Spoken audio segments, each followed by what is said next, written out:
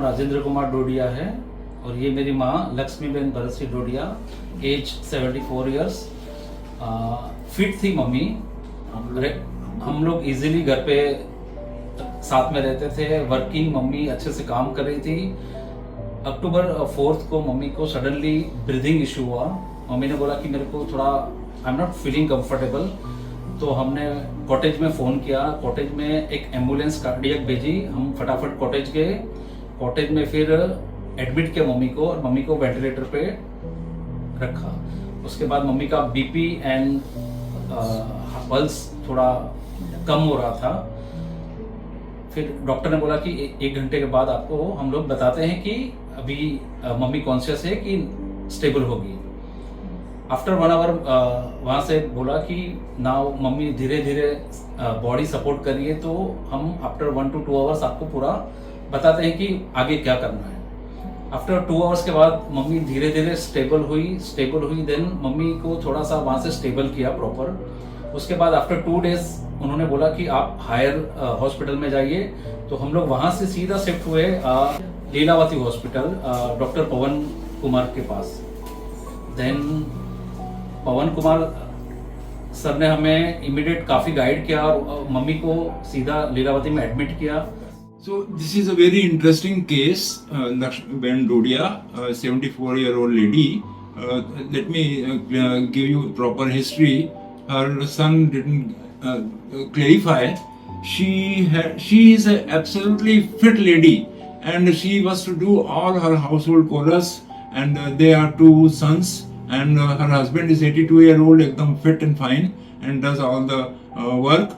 So suddenly she felt uneasy and breathless. So they brought him to the Silvassa Union Territory Civil Hospital casualty. At that time she was, as per the information given to me, she was pulseless, BP-less. And so they did CPR on her and revived her and shifted her to emergency to the ICU, where she was intubated. At that time her oxygen saturation was, blood oxygen was 30, and she stopped passing urine and she was almost semi-conscious. So they revived her in ICU with the blood pressure support medicines and on a ventilator with the oxygen support. She regained consciousness, and then gradually they stabilized her hemodynamic status. And then once she was well stable condition, then they took off the ventilator, and then further stabilization was done, and then she was referred to us for further investigations for her this fatal episode of hemodynamic instability. When we received her, we shifted her in ICU, and then we did the angiography and other relevant investigations. And angiography showed that she had a severe tight left main disease, which was 80% blocked, and one of the vessels was 100% blocked, and other 2 vessels were 80 and 90% blocked. So it was a miracle that she survived this episode of losing consciousness and BP-less pulseless status, given that she had a very severe coronary artery disease. It's a miracle story. It's a great success story that how CPR helps in reviving a patient who already has a severe coronary artery disease. It's a miracle through which she underwent, and she came to us in a stable condition in an ambulance.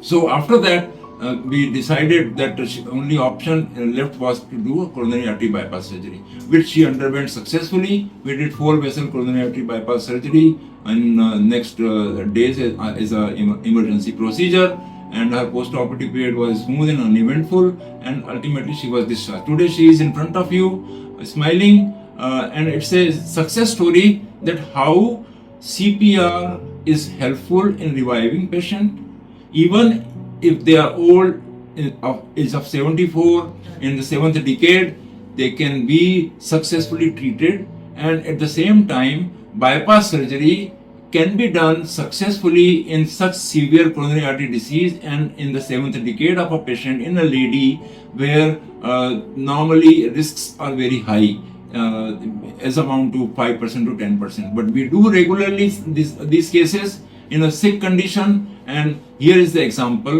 of a successful outcome of severe coronary artery disease with 74-year-old undergone a CPR and a heart arrest with on ventilator and successfully underwent CABG and recovery. Now she is returning back to Silvassa and with a happy story ending. Thank you very much. मेरा आशीर्वाद है, आप सुखी रहो, हाँ। मेरे को अच्छा किया।